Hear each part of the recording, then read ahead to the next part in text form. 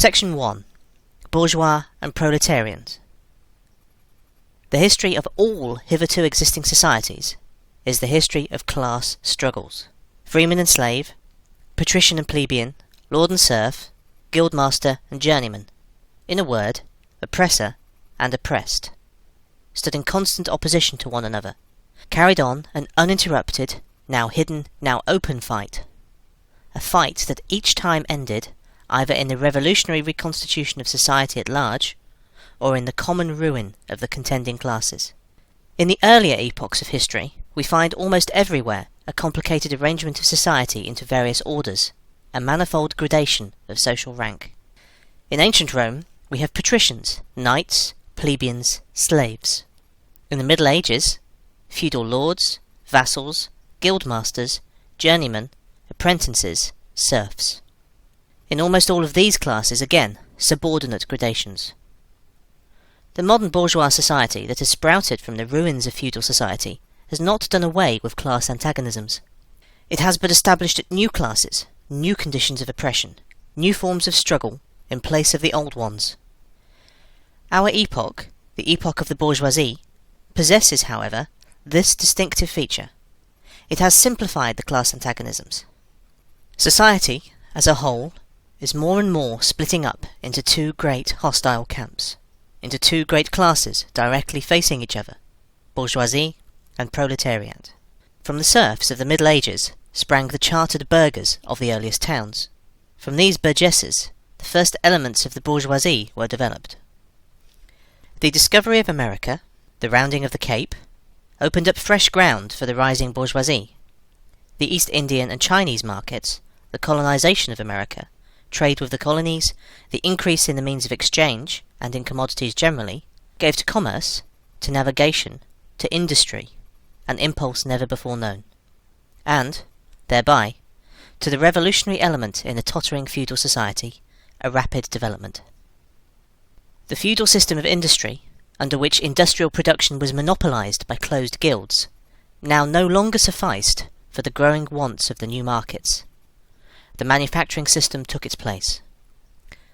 The guildmasters were pushed on one side by the manufacturing middle class. Division of labour between the different corporate guilds vanished in the face of division of labour in each single workshop. Meantime, the markets kept ever growing, the demand ever rising. Even manufacture no longer sufficed.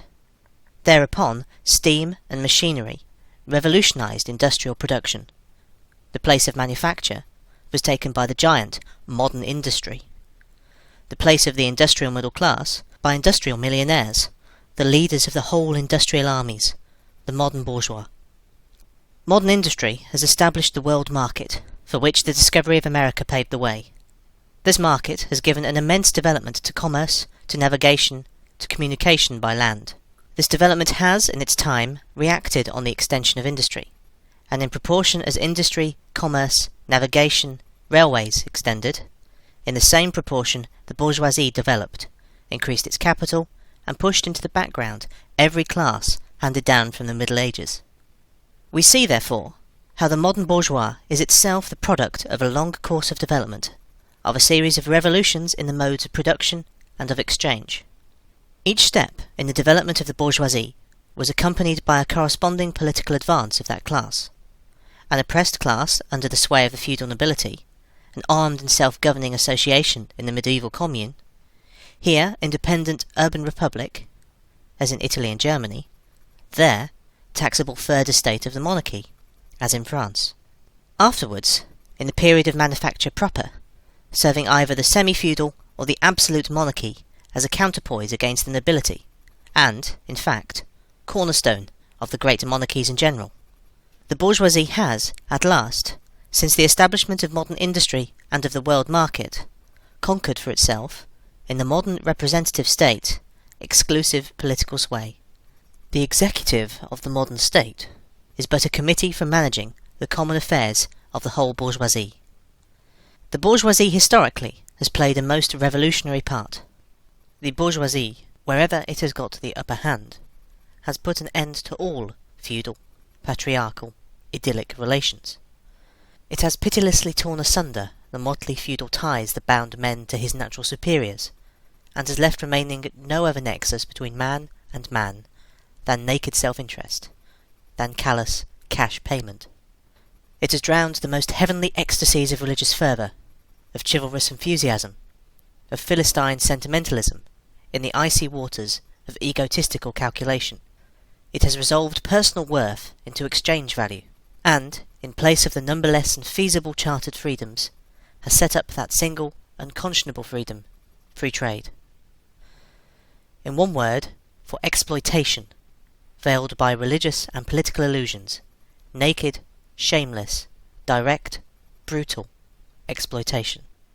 The bourgeoisie has stripped of its halo every occupation hitherto honoured and looked up to with reverent awe. It has converted the physician, the lawyer, the priest, the poet, the man of science, into its page-wage labourers.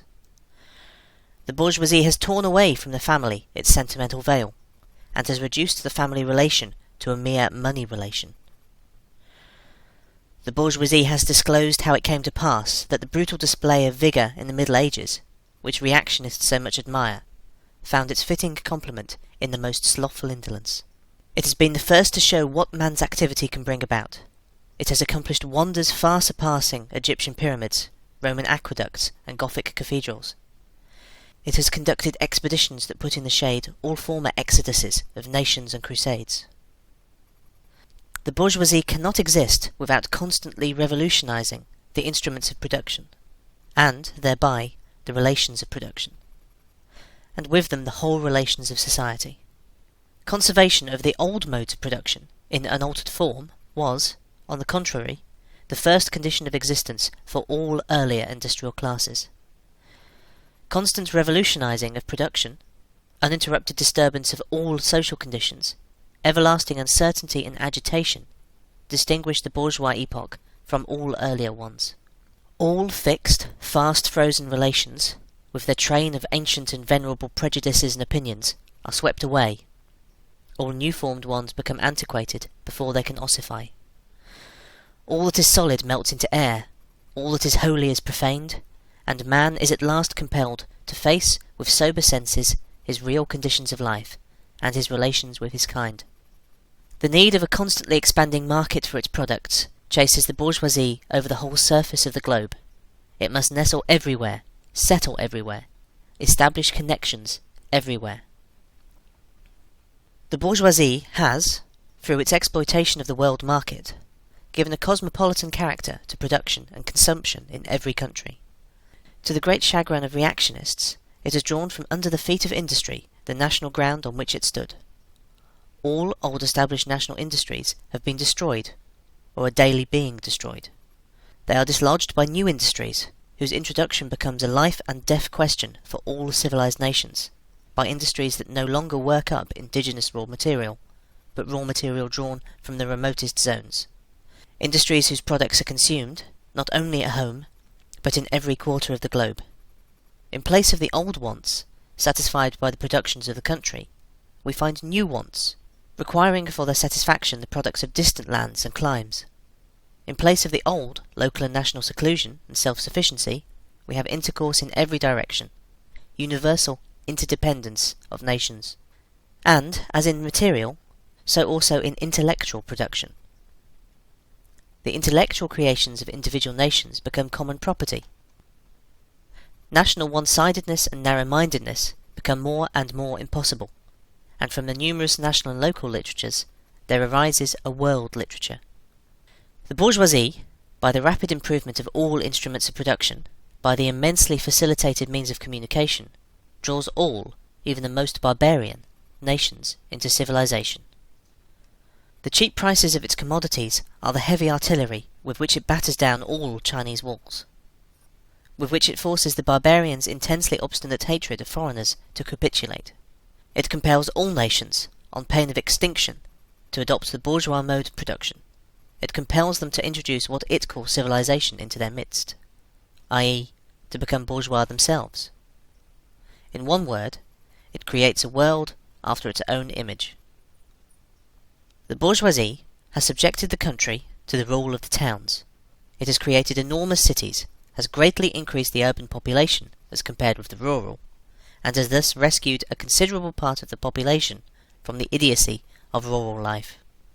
Just as it has made the country dependent on the towns, so it has made barbarian and semi-barbarian countries dependent on the civilized ones. Nations of peasants on nations of bourgeois, the East on the West. The bourgeois keeps more and more doing away with the scattered state of the population, of the means of production, and of property. It has agglomerated production, and has concentrated property in a few hands. The necessary consequence of this was political centralization.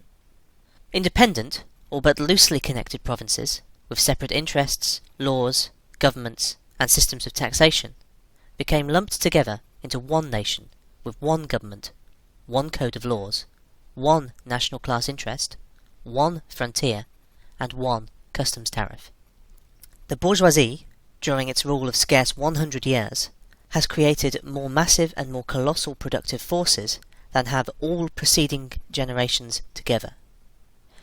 Subjection of nature's forces to man, machinery, application of chemistry to industry and agriculture, steam navigation, railways, electric telegraphs, clearing of whole continents for cultivation, canalization of rivers, whole populations conjured out of the ground. What earlier century had even a presentiment that such productive forces slumbered in the lap of social labour? We see then the means of production and of exchange, on whose foundation the bourgeoisie built itself up, were generated in feudal society. At a certain stage in the development of these means of production and of exchange, the conditions under which feudal society produced and exchanged, the feudal organisation of agriculture and manufacturing industry, in one word, the feudal relations of property, became no longer compatible with the already developed productive forces.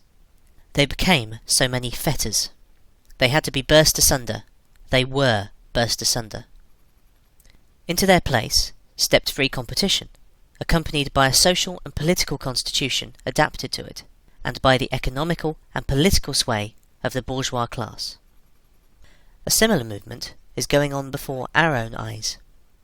Modern bourgeois society, with its relations of production, of exchange, and of property, a society that has conjured up such gigantic means of production and of exchange, is like the sorcerer who is no longer able to control the powers of the netherworld whom he has called up by his spells. For many a decade past, the history of industry and commerce is but the history of the revolt of modern productive forces against modern conditions of production, against the property relations that are the conditions for the existence of the bourgeoisie and of its rule. It is enough to mention the commercial crises that, by their periodical return, put on its trial, each time more threateningly, the existence of the entire bourgeois society. In these crises, a great part, not only of the existing products, but also of the previously created productive forces, are periodically destroyed. In these crises, there breaks out an epidemic that, in all earlier epochs, would have seemed an absurdity, the epidemic of overproduction. Society suddenly finds itself put back into a state of momentary barbarism. It appears as if a famine, a universal war of devastation, had cut off the supply of every means of subsistence. Industry and commerce seem to be destroyed. And why? Because there is too much civilization, too much means of subsistence, too much industry, too much commerce. The productive forces at the disposal of society no longer tend to further the development of the conditions of bourgeois property. On the contrary, they have become too powerful for these conditions, by which they are fettered, and so, soon as they overcome these fetters, they bring disorder into the whole of bourgeois society, endanger the existence of bourgeois property. The conditions of bourgeois society are too narrow to comprise the wealth created by them. And how does the bourgeoisie get over these crises? On the one hand, enforced destruction of a mass of productive forces. On the other, by the conquest of new markets, and by the more thorough exploitation of the old ones. That is to say, by paving the way for more extensive and more destructive crises, and by diminishing the means whereby crises are prevented. The weapons with which the bourgeoisie felled feudalism to the ground are now turned against the bourgeoisie itself. But not only has the bourgeoisie forged the weapons that bring death to itself, it has also called into existence the men who are to wield these weapons, the modern working class, the proletarians. In proportion as the bourgeoisie, i.e. capital, is developed, in the same proportion is the proletariat, the modern working class, developed, a class of labourers who live only so long as they find work, and who find work only so long as their labour increases capital. These labourers, who must sell themselves piecemeal, are a commodity like every other article of commerce, and are consequently exposed to all the vicissitudes of competition, to all the fluctuations of the market. Owing to the extensive use of machinery and division of labour, the work of the proletarians has lost all individual character, and, consequently, all charm for the workman. He becomes an appendage of the machine, and it is only the most simple, most monotonous, and most easily acquired knack that is required of him. Hence, the cost of production of a workman is restricted almost entirely to the means of subsistence that he requires for his maintenance, and for the propagation of his race. But the price of a commodity, and therefore also of labour, is equal to the cost of production. In proportion, therefore, as the repulsiveness of the work increases, the wage decreases. Nay, more, in proportion as the use of machinery and division of labour increases, in the same proportion the burden of toil also increases, whether by prolongation of the working hours, by increase of the work exacted in a given time, or by increased speed of the machinery, etc. Modern industry has converted the little workshop of the patriarchal master into the great factory of the industrial capitalist. Masses of labourers, crowded into the factory, are organised like soldiers. As privates of the industrial army, they are placed under the command of a perfect hierarchy of officers and sergeants. Not only are they slaves of the bourgeois class, and of the bourgeois state, they are daily and hourly enslaved by the machine, by the overlooker, and, above all, by the individual bourgeois manufacturer himself. The more openly this despotism proclaims gain to be its end and aim, the more petty, the more hateful, and the more embittering it is. The less the skill and exertion of strength implied in manual labour, in other words, the more modern industry becomes developed, the more is the labour of men superseded by that of women. Differences of age and sex have no longer any distinctive social validity for the working class. All are instruments of labour, more or less expensive to use, according to their age and sex. No sooner is the exploitation of the labourer by the manufacturer so far at an end, that he receives his wages in cash, than he is set upon by other portions of the bourgeoisie, the landlord, the shopkeeper, the pawnbroker, etc. The lower strata of the middle class, the small tradespeople, shopkeepers, retired tradesmen generally, the handicraftsmen and peasants, all these sink gradually into the proletariat, partly because their diminutive capital does not suffice for the scale on which modern industry is carried on, and is swamped in the competition with the large capitalists, partly because their specialised skill is rendered worthless by the new methods of production.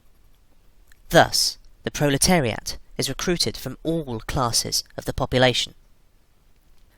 The proletariat goes through various stages of development.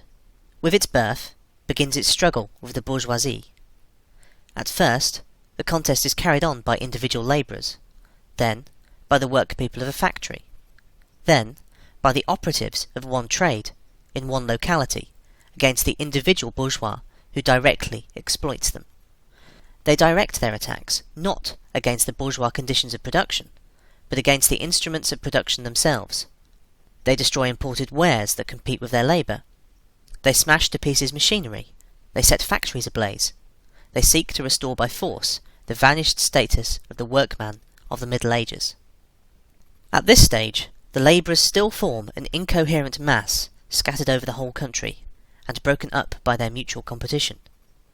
If, anywhere, they unite to form more compact bodies, this is not yet the consequence of their own active union, but of the union of the bourgeoisie, which class, in order to attain its own political ends, is compelled to set the whole proletariat in motion, and is, moreover yet, for a time, able to do so. At this stage, therefore, the proletarians do not fight their enemies, but the enemies of their enemies, the remnants of absolute monarchy, the landowners, the non-industrial bourgeois, the petty bourgeoisie. Thus, the whole historical movement is concentrated in the hands of the bourgeoisie. Every victory so obtained is a victory for the bourgeoisie. But, with the development of industry, the proletariat not only increases in number, it becomes concentrated in greater masses, its strength grows, and it feels that strength more. The various interests and conditions of life within the ranks of the proletariat are, more and more, equalized, in proportion as machinery obliterates all distinctions of labour, and nearly everywhere reduces wages to the same low level. The growing competition among the bourgeois, and the resulting commercial crises, makes the wages of the workers ever more fluctuating. The unceasing improvement of machinery, ever more rapidly developing, makes their livelihood more and more precarious. The collisions between individual workmen and individual bourgeois take more and more the character of collisions between two classes.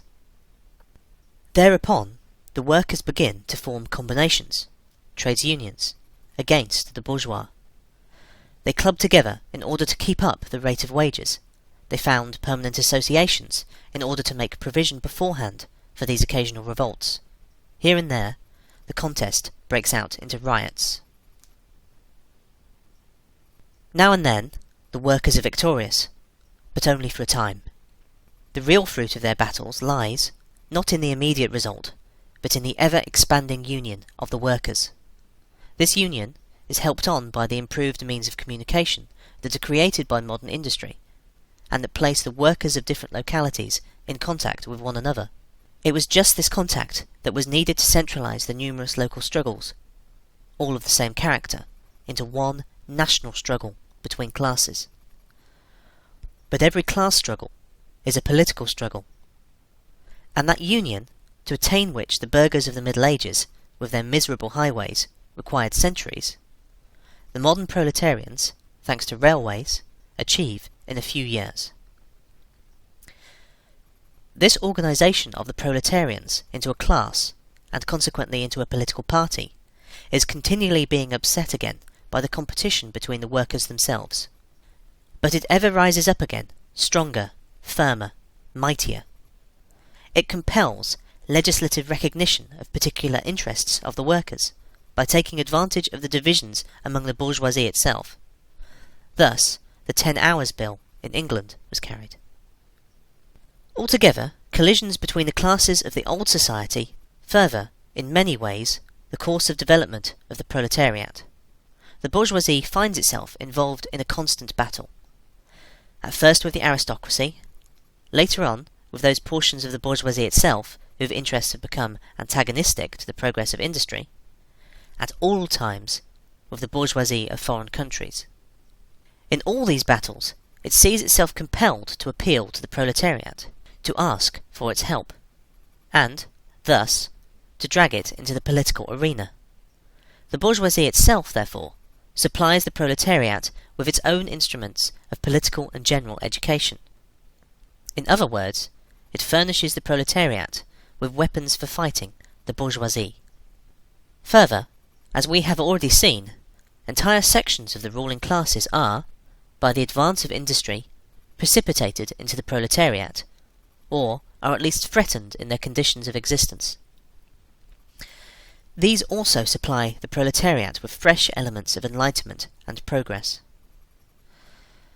Finally, in times when the class struggle nears the decisive hour, the process of dissolution going on within the ruling class, in fact within the whole range of society, assumes such a violent glaring character that a small section of the ruling class cuts itself adrift, and joins the revolutionary class, the class that holds the future in its hands. Just as, therefore, at an earlier period, a section of the nobility went over to the bourgeoisie, So now, a portion of the bourgeoisie goes over to the proletariat.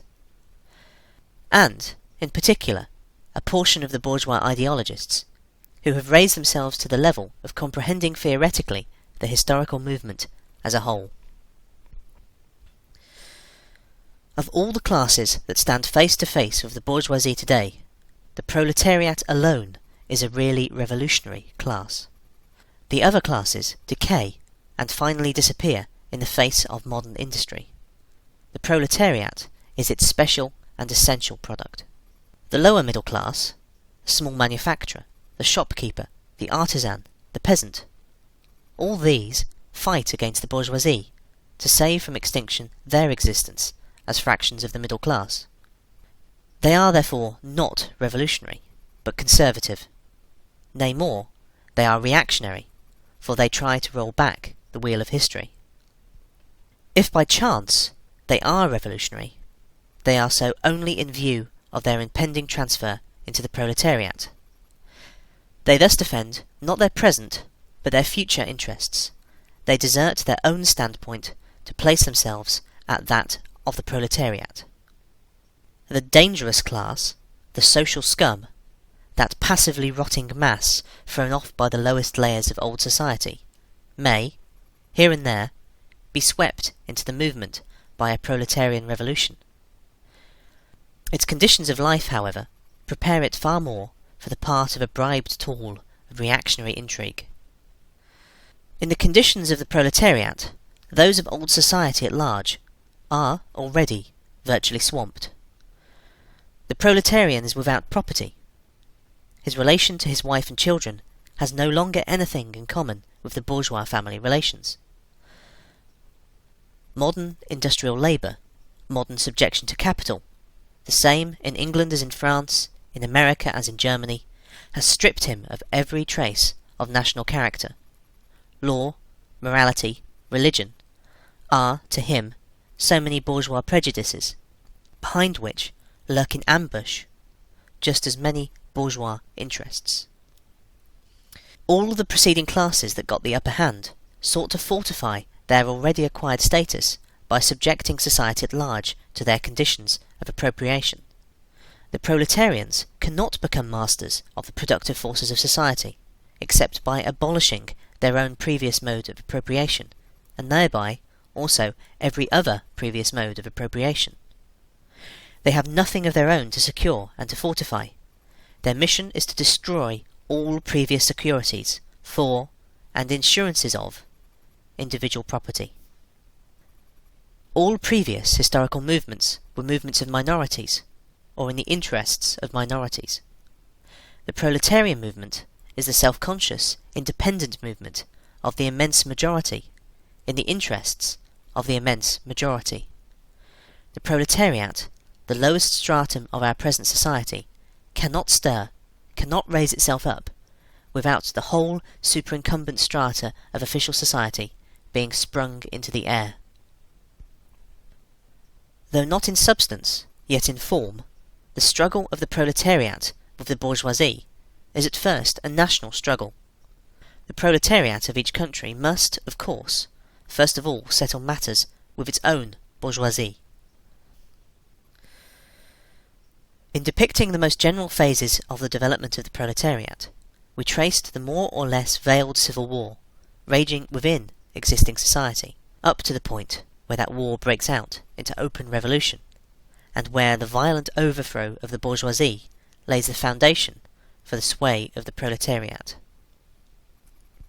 Hitherto, every form of society has been based, as we have already seen, on the antagonism of oppressing and oppressed classes.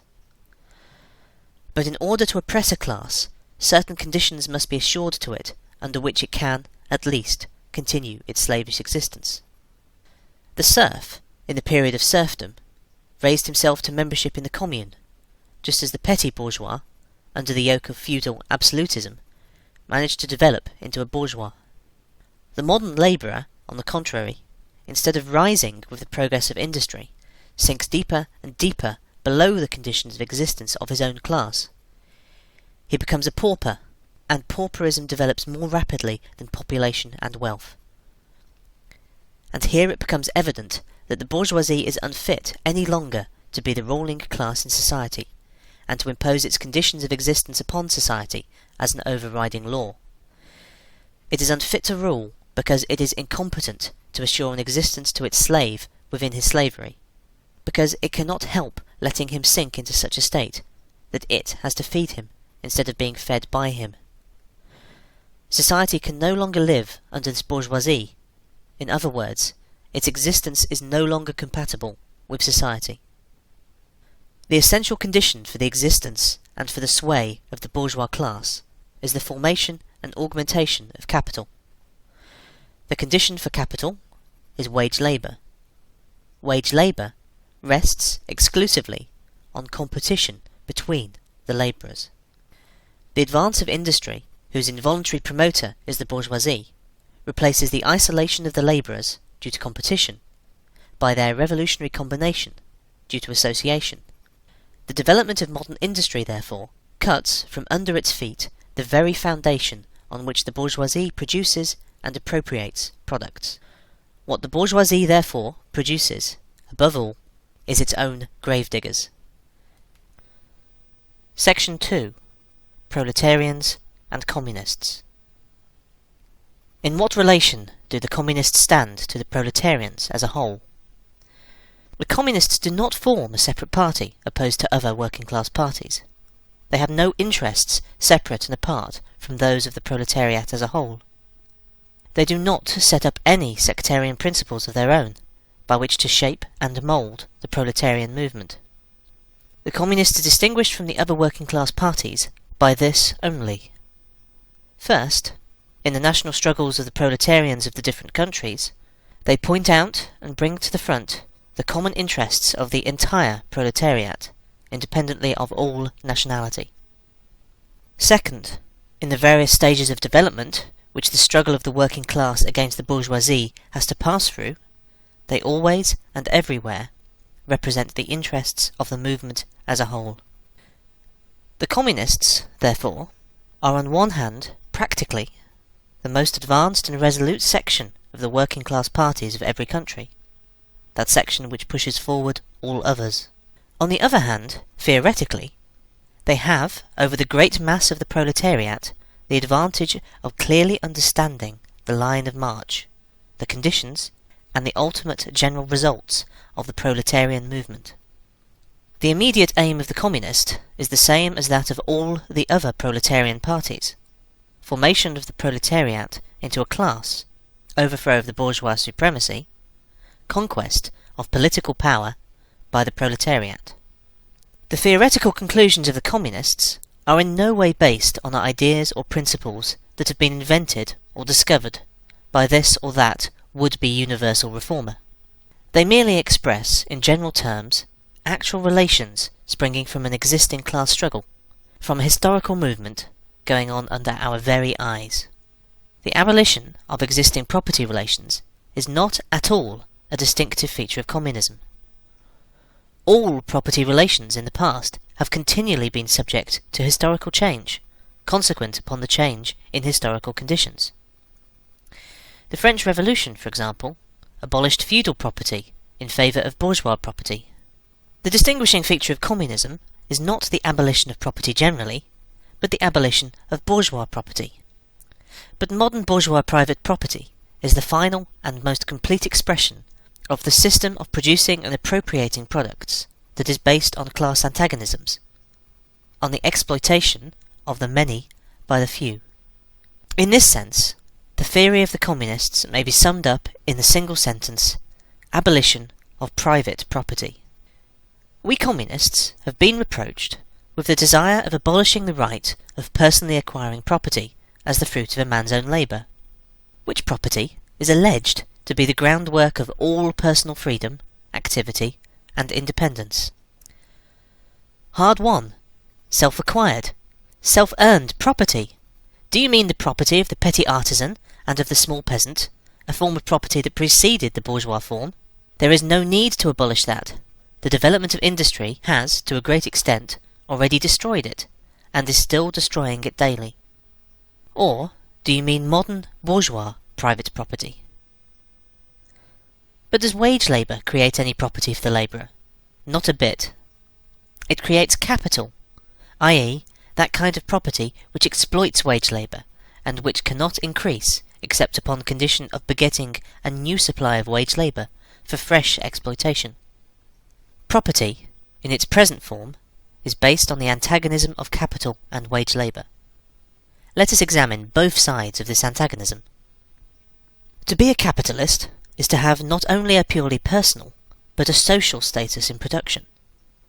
Capital is a collective product, and only by the united action of many members, nay, in the last resort, only by the united action of all the members of society, can it be set in motion. Capital is, therefore, not a personal, it is a social power. When, therefore, capital is converted into common property, into the property of all the members of society, personal property is not thereby transformed into social property. It is only the social character of the property that is changed. It loses its class character. Let us now take wage labour. The average price of wage labour is the minimum wage, i.e., that quantum of the means of subsistence which is absolutely requisite in bare existence as a labourer. What, therefore, the wage labourer appropriates by means of his labour merely suffices to prolong and reproduce a bare existence. We by no means intend to abolish this personal appropriation of the products of labour, an appropriation that is made for the maintenance and reproduction of human life, and that leaves no surplus wherewith to command the labour of others. All that we want to do away with is the miserable character of this appropriation, under which the labourer lives merely to increase capital, and is allowed to live only in so far as the interest of the ruling class requires it. In bourgeois society, living labour is but a means to increase accumulated labour. In communist society, accumulated labour is but a means to widen, to enrich, to promote the existence of the labourer. In bourgeois society, therefore, the past dominates the present. In communist society, the present dominates the past.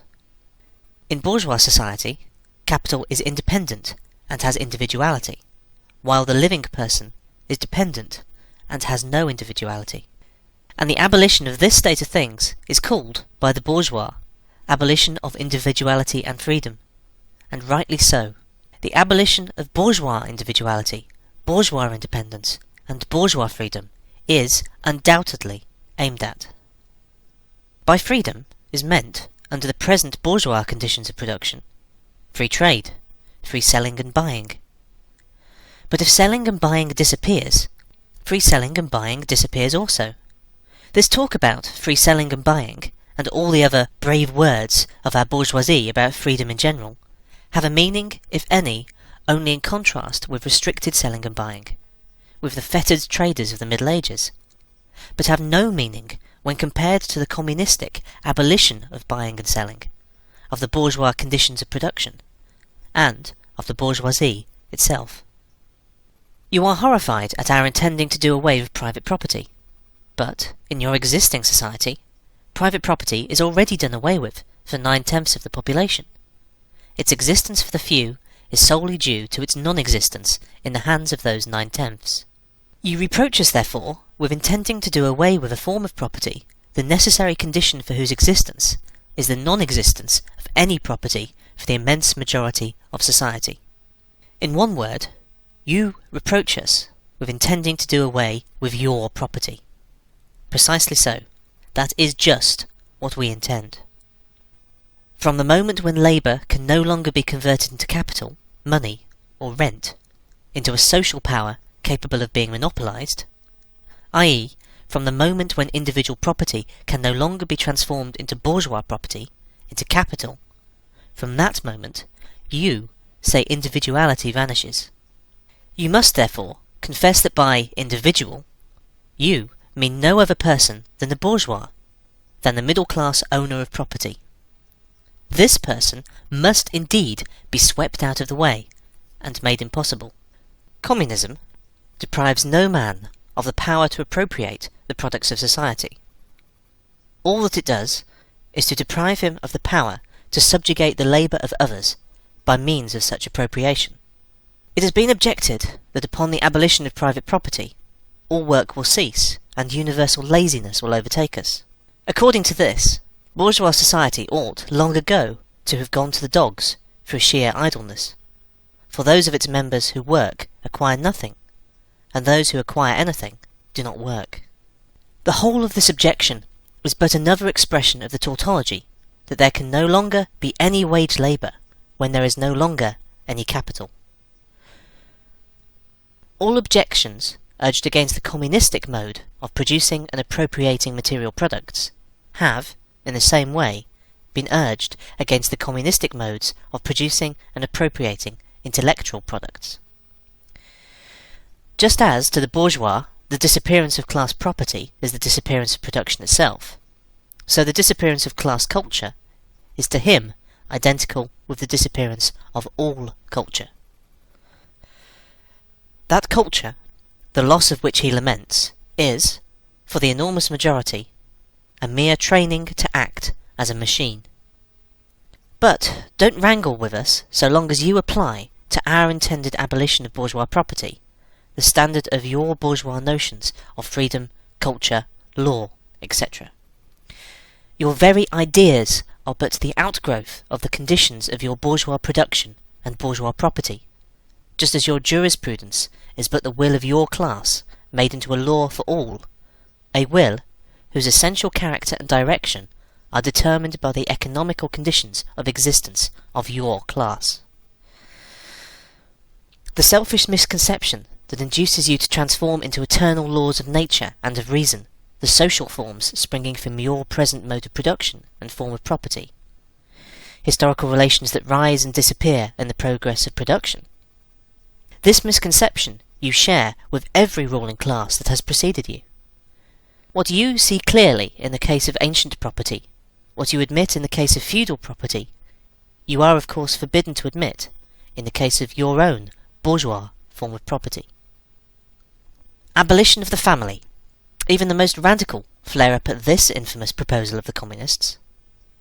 On what foundation is the present family, the bourgeois family, based? On capital, on private gain.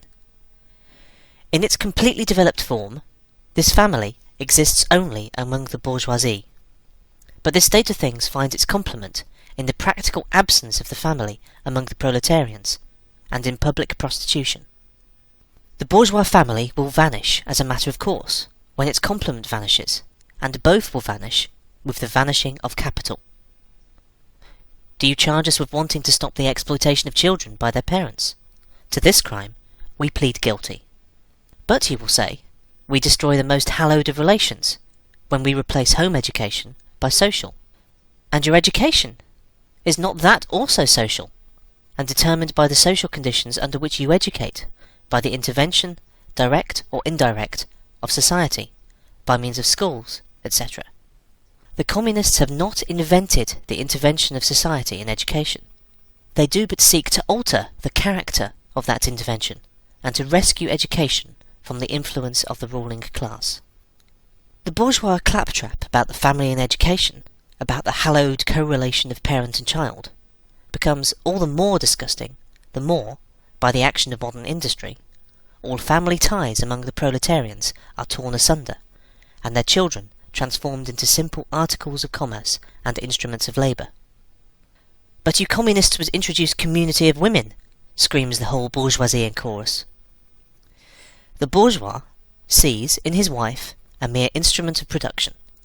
He hears that the instruments of production are to be exploited in common, and, naturally, can come to no other conclusion than that the lot of being common to all will likewise fall to the women. He has not even a suspicion that the real point is to do away with the status of women as mere instruments of production.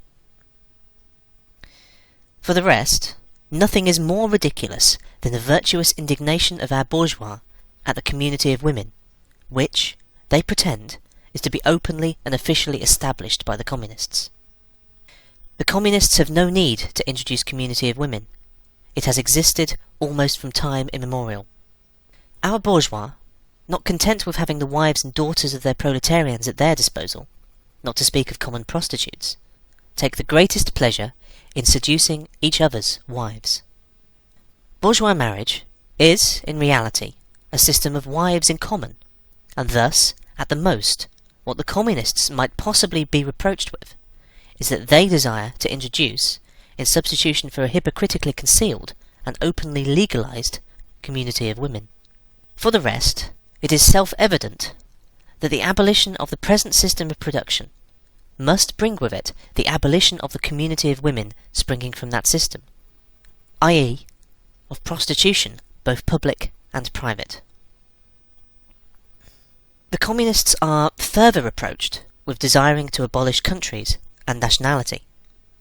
The working men have no country. We cannot take from them what they have not got.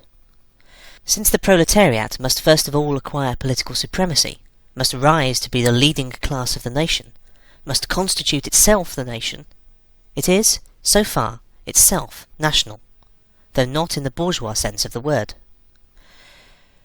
National differences and antagonisms between people are daily more and more vanishing, owing to the development of the bourgeoisie, to freedom of commerce, to the world market, to uniformity in the mode of production, and in the conditions of life corresponding thereto. The supremacy of the proletariat will cause them to vanish still faster. United action of the leading civilized countries, at least, is one of the first conditions for the emancipation of the proletariat. In proportion as the exploitation of one individual by another is put an end to, the exploitation of one nation by another will also be put an end to. In proportion as the antagonism between classes within the nation vanishes, the hostility of one nation to another will come to an end. The charges against communism, made from a religious, a philosophical, and, generally, from an ideological standpoint, are not deserving of serious examination. Does it require deep intuition to comprehend that man's ideas, views, and conceptions, in one word man's consciousness, changes with every change in the conditions of his material existence, in his social relations, and in his social life? What else does the history of ideas prove than that intellectual production changes its character and proportion as material production is changed? The ruling ideas of each age have ever been the ideas of its ruling class. When people speak of ideas that revolutionize society, they do but express the fact that, within the old society, the elements of a new one have been created, and that the dissolution of the old ideas keeps even pace with the dissolution of the old conditions of existence. When the ancient world was in its last throes, the ancient religions were overcome by Christianity. When Christian ideas succumbed in the 18th century to rationalist ideas, feudal society fought its death battle with the then revolutionary bourgeoisie. The ideas of religious liberty and freedom of conscience merely gave expression to the sway of free competition within the domain of knowledge.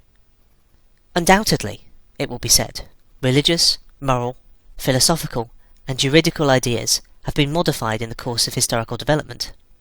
But religion, morality, philosophy, political science, and law constantly survived this change. There are, besides, eternal truths, such as freedom, justice, etc., that are common to all states of society. But communism abolishes eternal truths. It abolishes all religion and all morality, instead of constituting them on a new basis. It therefore acts in contradiction to all past historical experience. What does this accusation reduce itself to? The history of all past society has consisted in the development of class antagonisms, antagonisms that assumed different forms at different epochs. But, whatever form they may have taken, one fact is common to all past ages, viz., the exploitation of one part of society by the other. No wonder, then, that the social consciousness of past ages, despite all the multiplicity and variety it displays, moves within certain common forms, or general ideas, which cannot completely vanish except with the total disappearance of class antagonisms. The communist revolution is the most radical rupture with traditional property relations. No wonder that its development involves the most radical rupture with traditional ideas. But let us have done with the bourgeois objections to communism. We have seen above that the first step in the revolution by the working class is to raise the proletariat to the position of ruling as to win the battle of democracy. The proletariat will use its political supremacy to wrest, by degrees, all capital from the bourgeoisie, to centralise all instruments of production in the hands of the state, i.e., of the proletariat organised as the ruling class, and to increase the total of productive forces as rapidly as possible. Of course, in the beginning, this cannot be effected except by means of despotic inroads on the rights of property and on the conditions of bourgeois production, by means of measures, therefore, which appear economically insufficient and untenable, but which, in the course of the movement, outstrip themselves, necessitate further inroads upon the old social order, and are unavoidable as a means of entirely revolutionising the mode of production. These measures will, of course, be different in different countries. Nevertheless, in the most advanced countries, the following will be pretty generally applicable. Number 1. Abolition of property in land, and application of all rents of land to public purposes. Number 2. A heavy progressive or gradated income tax. Number 3. Abolition of all right of inheritance. Number 4. Confiscation of the property of all emigrants and rebels. Number 5. Centralisation of credit in the hands of the state, by means of a national bank with state capital and an exclusive monopoly. Number 6. Centralisation of the means of communication and transport in the hands of the state. Number 7. Extension of factories and instruments of production owned by the state. The bringing into cultivation of wastelands and the improvement of the soil generally, in accordance with a common plan. Number 8. Equal liability of all to labour. Establishment of industrial armies, especially for agriculture. Number 9. Combination of agriculture with manufacturing industries. Gradual abolition of the distinction between town and country by a more equitable distribution of the population over the country. Number 10. Free education for all children in public schools. Abolition of children's factory labour in its present form. Combination of education with industrial production, etc., etc. When, in the course of development, class distinctions have disappeared, and all production has been concentrated in the hands of a vast association of the whole nation, the public power will lose its political character. Political power, properly so called, is merely the organised power of one class for oppressing another. If the proletariat, during its contest with the bourgeoisie, is compelled, by the force of circumstances, to organise itself as a class, if, by means of a revolution, it makes itself the ruling class, and, as such, sweeps away by force the old conditions of production, then it will, along with these conditions, have swept away the conditions for the existence of class antagonisms and of classes generally, and will thereby have abolished its own supremacy as a class. In place of the old bourgeois society, with its classes and class antagonisms, we shall have an association, in which the free development of each is the condition for the free development of all. The end of Section 2 of the Communist Manifesto. Section 3. Socialist and Communist Literature. 1. Reactionary Socialism. A. Feudal Socialism. Owing to their historical position, it became the vocation of the aristocracies of France and England to write pamphlets against modern bourgeois society. In the French Revolution of July 1830, and in the English Reform agitation, these aristocracies again succumbed to the hateful upstart. Thenceforth, a serious political contest was altogether out of the question. A literary battle alone remained possible. But, even in the domain of literature, the old cries of the Restoration period had become impossible. In order to arouse sympathy, the aristocracy were obliged to lose sight, apparently, of their own interests, and to formulate their indictment against the bourgeoisie in the interests of the exploited working class alone. Thus the aristocracy took their revenge by singing lampoons on their new master, and whispering, in his ears, sinister prophecies of coming catastrophe. In this way arose feudal socialism, half lamentation, half lampoon, half echo of the past, half menace of the future, at times, by its bitter, witty and incisive criticism, striking the bourgeoisie to the very heart's core, but always ludicrous in its effect, through total incapacity to comprehend the march of modern history. The aristocracy, in order to rally the people to them, waved the proletarian alms bag in front for a banner. But the people, so often as it joined them, saw on their hindquarters the old feudal coats of arms, and deserted with loud and irreverent laughter. One section of the French legitimists and Young England exhibited this spectacle. In pointing out that their mode of exploitation was different to that of the bourgeoisie, the feudalists forget that they exploited under circumstances and conditions that were quite different, and that are now antiquated. In showing that, under their rule, the modern proletariat never existed, they forget that the modern bourgeoisie is the necessary offspring of their own form of society. For the rest, so little do they conceal the reactionary character of their criticism, that the chief accusation against the bourgeoisie amounts to this: that under the bourgeois regime, a class is being developed which is destined to cut up root and branch the old order of society. What they upbraid the bourgeoisie with is not so much that it creates a proletariat, as that it creates a revolutionary proletariat. In political practice, therefore, they join in all coercive measures against the working class. And in ordinary life, despite their highfalutin phrases, they stoop to pick up the golden apples dropped from the tree of industry, and to barter truth, love, and honour for traffic and wool, beetroot sugar, and potato spirits. As the parson has ever gone hand in hand with the landlord, so has clerical socialism with feudal socialism. Nothing is easier than to give Christian asceticism a socialist tinge. Has not Christianity declaimed against private property, against marriage, against the state? Has it not preached, in the place of these, charity and poverty, celibacy and mortification of the flesh, monastic life and mother church? Christian socialism is but the holy water with which the priest consecrates the heart-burnings of the aristocrat. B. Petty bourgeois socialism.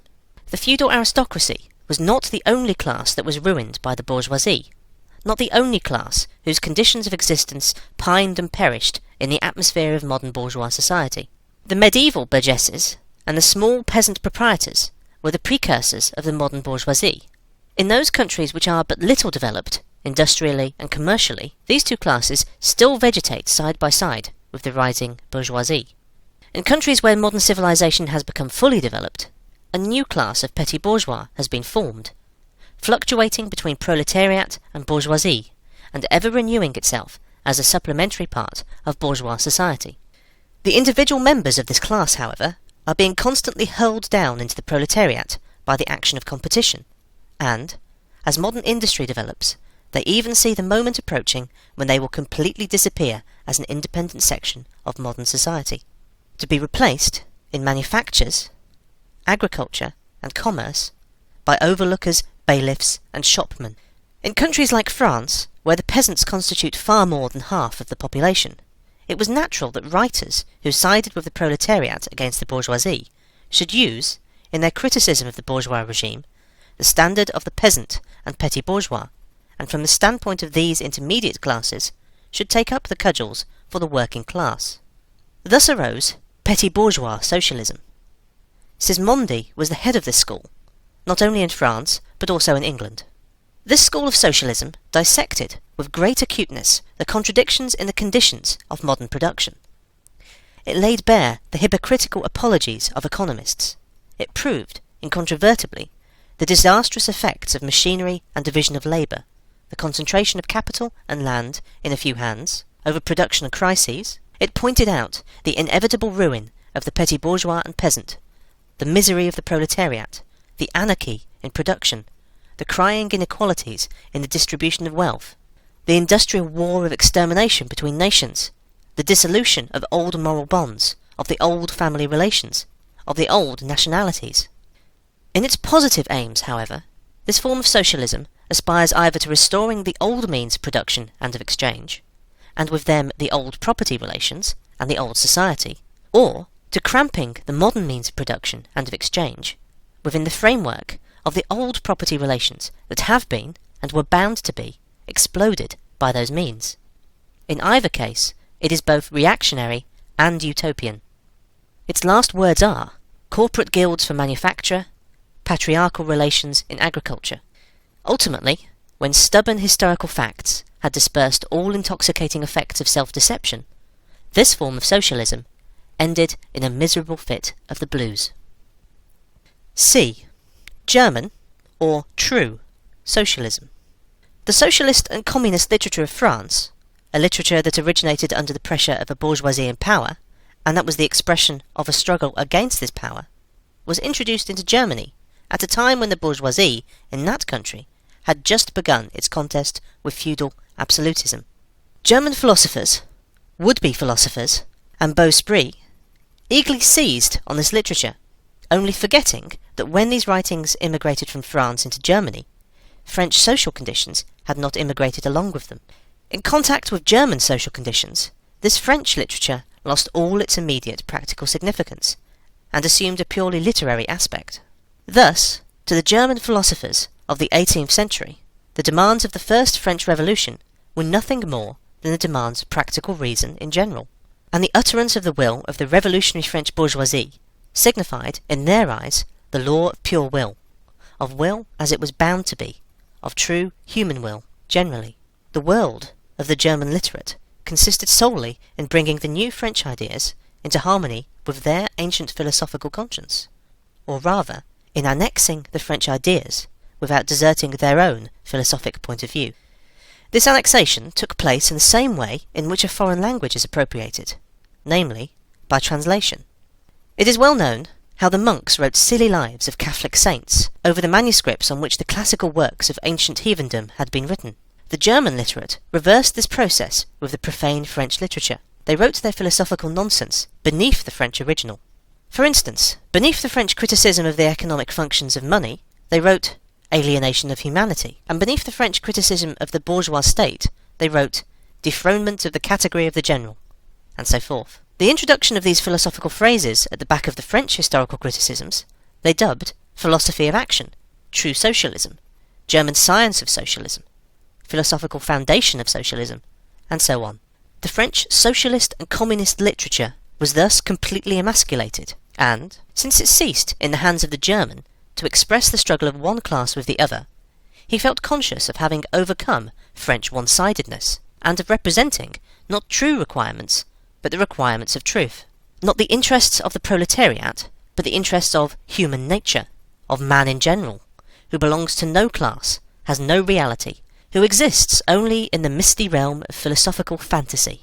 This German socialism, which took its schoolboy task so seriously and solemnly, and extolled its poor stock in trade in such mountebank fashion, meanwhile gradually lost its pedantic innocence. The fight of the German, and especially of the Prussian bourgeoisie, against feudal aristocracy and absolute monarchy, in other words, the liberal movement, became more earnest.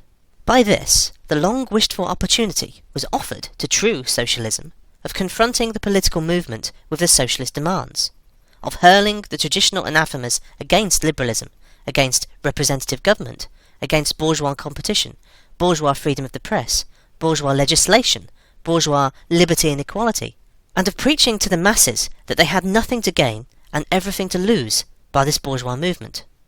German socialism forgot, in the nick of time, that the French criticism, whose silly echo it was, presupposed the existence of modern bourgeois society, with its corresponding economic conditions of existence, and the political constitution adapted thereto, the very things whose attainment was the object of the pending struggle in Germany.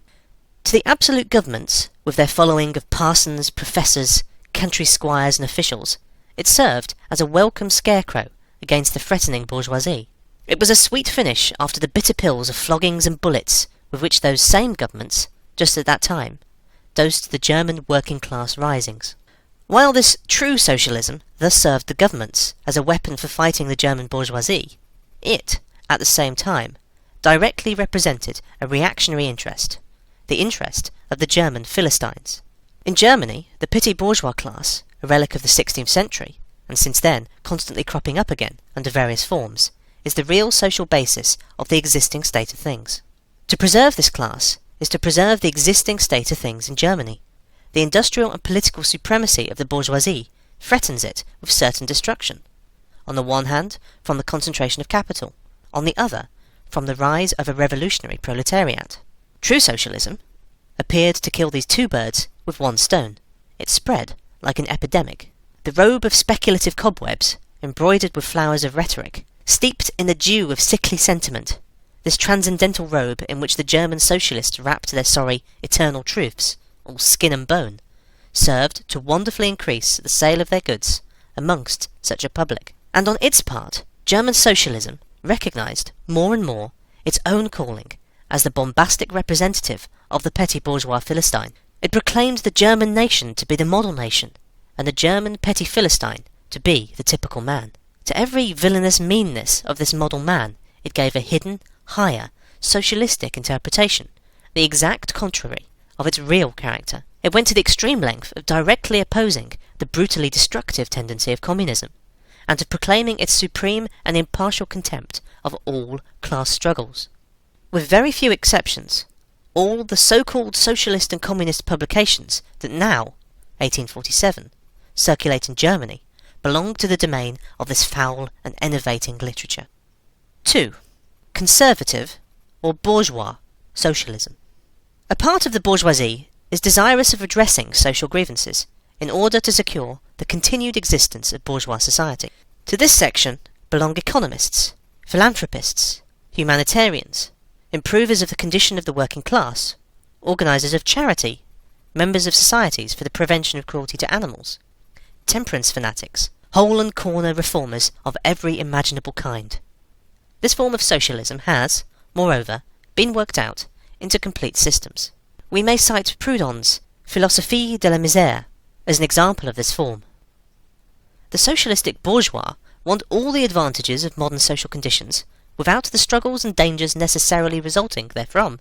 They desire the existing state of society, minus its revolutionary and disintegrating elements. They wish for a bourgeoisie without a proletariat. The bourgeoisie naturally conceives the world in which it is supreme to be the best, and bourgeois socialism develops this comfortable conception into various, more or less complete, systems. In requiring the proletariat to carry out such a system, and thereby to march straight away into the social New Jerusalem, it but requires in reality that the proletariat should remain within the bounds of existing society, but should cast away all its hateful ideas concerning the bourgeoisie.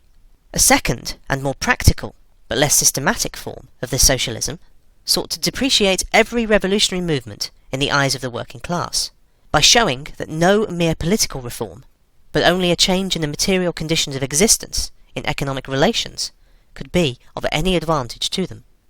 By changes in the material conditions of existence, this form of socialism, however, by no means understands abolition of the bourgeois relations of production, an abolition that can be effected only by a revolution, but administrative reforms, based on the continued existence of these relations. Reforms, therefore, that in no respect affect the relations between capital and labour, but, at best, lessen the cost and simplify the administrative work of bourgeois government. Bourgeois socialism attains adequate expression when, and only when, it becomes a mere figure of speech. Free trade for the benefit of the working class, protective duties for the benefit of the working class, prison reform for the benefit of the working class. This is the last word and the only seriously meant word of bourgeois socialism. It is summed up in the phrase, "The bourgeois is a bourgeois for the benefit of the working class." 3. Critical utopian socialism and communism. We do not here refer to that literature which, in every great modern revolution, has always given voice to the demands of the proletariat, such as the writings of Babeuf and others.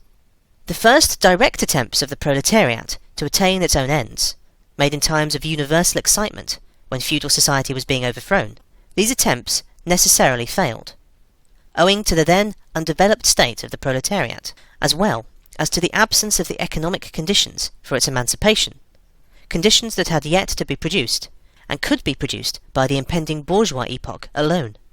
The revolutionary literature that accompanied these first movements of the proletariat had, necessarily, a reactionary character. It inculcated universal asceticism and social levelling in its crudest form. The socialist and communist systems properly so called, those of Saint-Simon, Fourier, Owen, and others, spring into existence in the early undeveloped period, described above, of the struggle between proletariat and bourgeoisie. See section 1, Bourgeois and Proletarians. The founders of these systems see, indeed, the class antagonisms, as well as the action of the decomposing elements in the prevailing form of society. But the proletariat, as yet in its infancy, offers to them the spectacle of a class without any historical initiative or any independent political movement.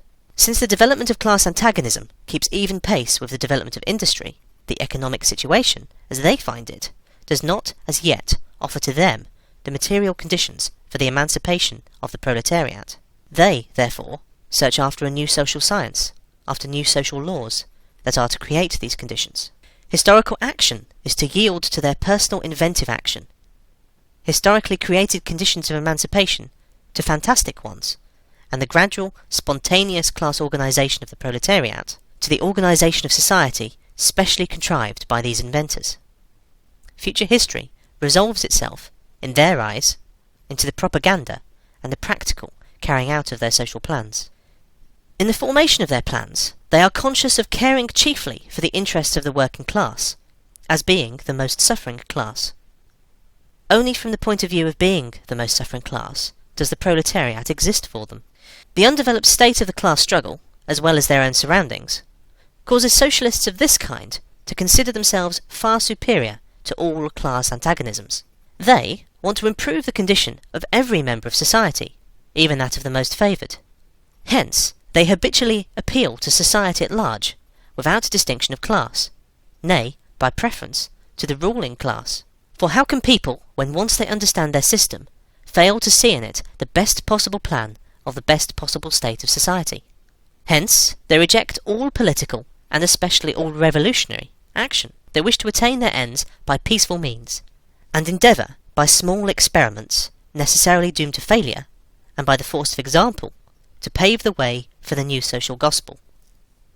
Such fantastic pictures of future society, painted at a time when the proletariat is still in a very undeveloped state, and has but a fantastic conception of its own position, correspond with the first instinctive yearnings of that class for a general reconstruction of society. But these socialist and communist publications contain also a critical element. They attack every principle of existing society. Hence, they are full of the most valuable materials for the enlightenment of the working class. The practical measures proposed in them, such as the abolition of the distinction between town and country, of the family, of the carrying on of industries for the account of private individuals, and of the wage system, the proclamation of social harmony, the conversion of the functions of the state into a mere superintendence of production. All these proposals point solely to the disappearance of class antagonisms, which were, at the time, only just cropping up, and which, in these publications, are recognised in their earliest, indistinct, and undefined forms only. These proposals, therefore, are of a purely utopian character. The significance of critical utopian socialism and communism bears an inverse relation to historical development.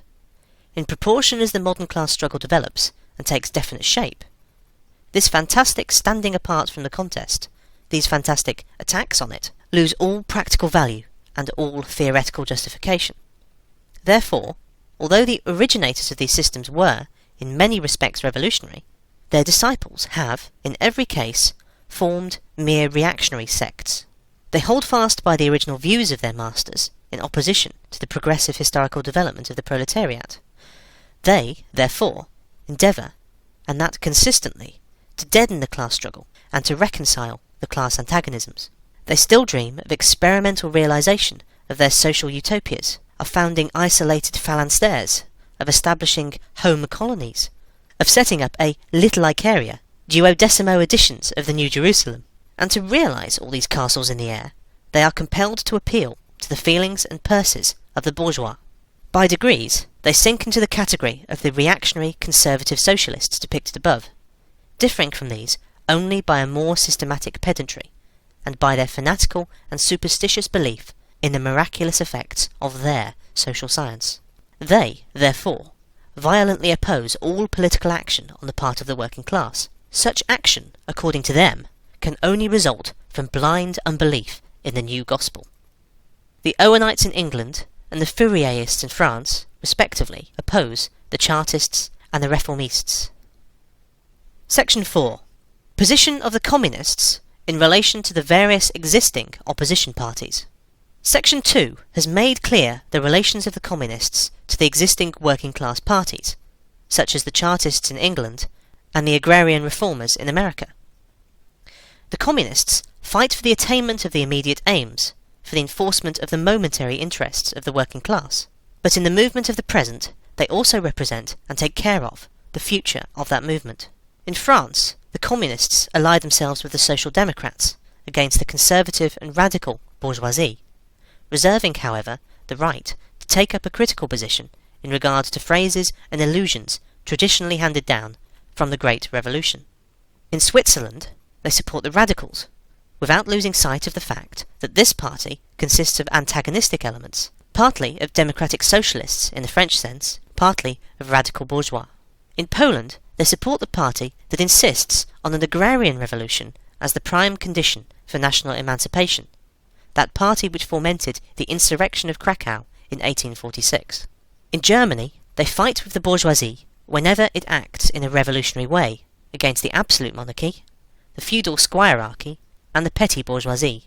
But they never cease, for a single instant, to instill into the working class the clearest possible recognition of the hostile antagonism between bourgeoisie and proletariat, in order that the German workers may straightway use, as so many weapons against the bourgeoisie, the social and political conditions that the bourgeoisie must necessarily introduce along with its supremacy, and in order that, after the fall of the reactionary classes in Germany, the fight against the bourgeoisie itself may immediately begin. The Communists turn their attention chiefly to Germany, because that country is on the eve of a bourgeois revolution that is bound to be carried out under more advanced conditions of European civilization, and with a much more developed proletariat than that of England was in the 17th, and of France in the 18th century, and because the bourgeois revolution in Germany will be but the prelude to an immediately following proletarian revolution. In short, the Communists everywhere support every revolutionary movement against the existing social and political order of things. In all these movements, they bring to the front, as the leading question in each, the property question, no matter what its degree of development at the time. Finally, they labour everywhere for the union and agreement of the democratic parties of all countries. The Communists disdain to conceal their views and aims. They openly declare that their ends can be attained only by the forcible overthrow of all existing social conditions. Let the ruling classes tremble at a communistic revolution. The proletarians have nothing to lose but their chains. They have a world to win.